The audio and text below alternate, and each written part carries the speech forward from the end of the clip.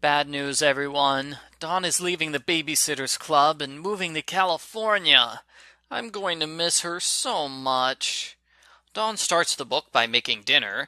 She gets naughty about the fact that she eats healthy food, so she's better than everyone else. And you know what? I'm not going to miss her anymore.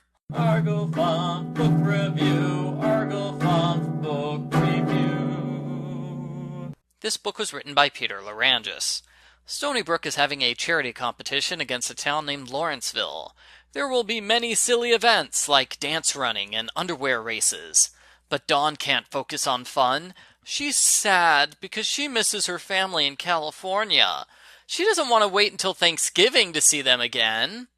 In what I call bad timing, this book was published the same month as the Babysitters Club chain letter book, where Dawn takes a 2-week vacation to California.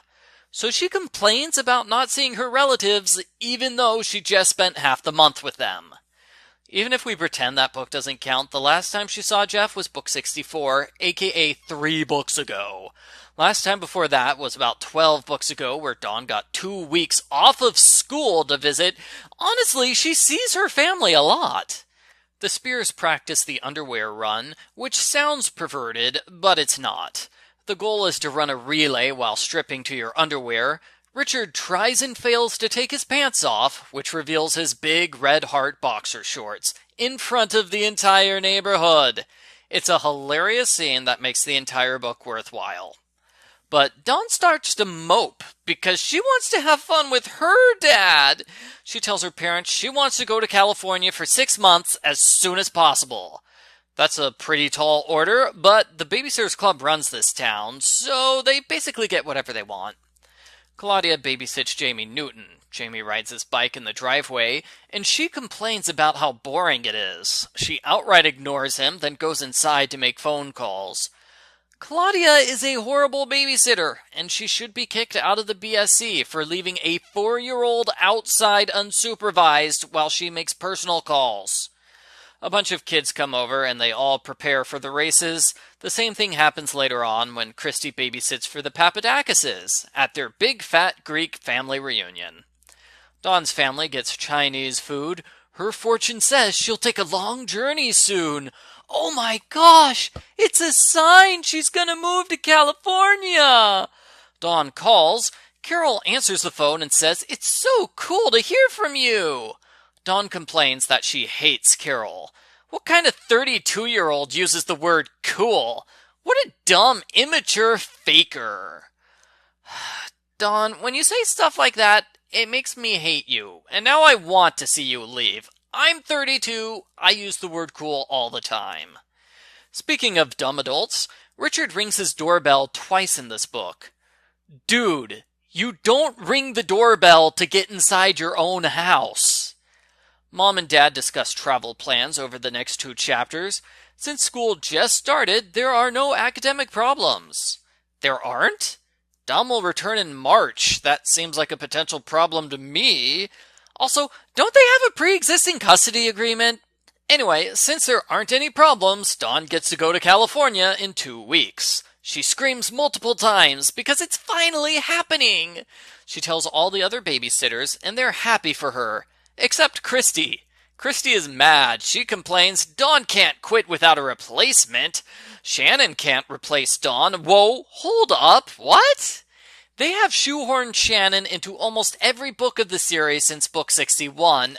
Clearly, they were setting up Shannon to be Dawn's replacement. And now it's not happening? What's going on with this series? Jessie visits her old home, only to discover it's terrible. Her friends have changed, along with all the places she liked to visit. Dawn worries the same thing might have happened to California. She also has second thoughts on the day of the competition when her family loses 2 of the races. I blame Richard. He is so uncoordinated he has trouble keeping his pants up. But Dawn worries it's her fault. She's not committed enough to her family because she's torn between here and California. But there's a happy ending where the Babysitters Club wins the dance relay by cheating.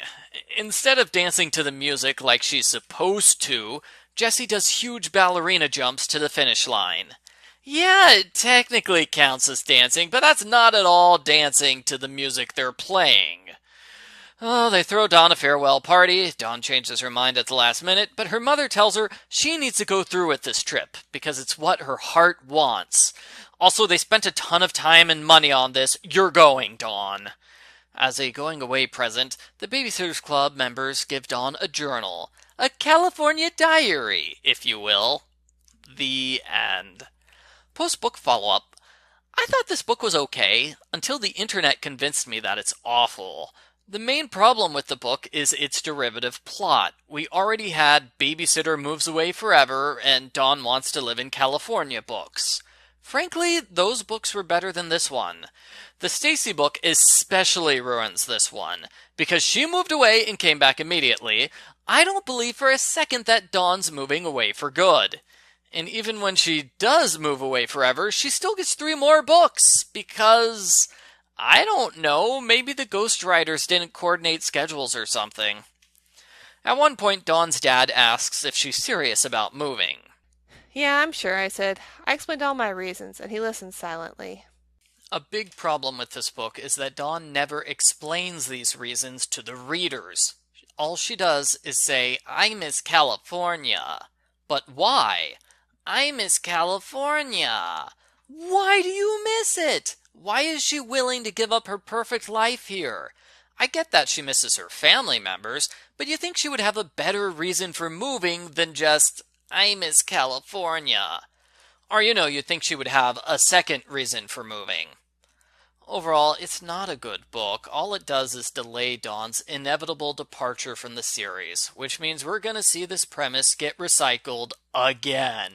Yuck.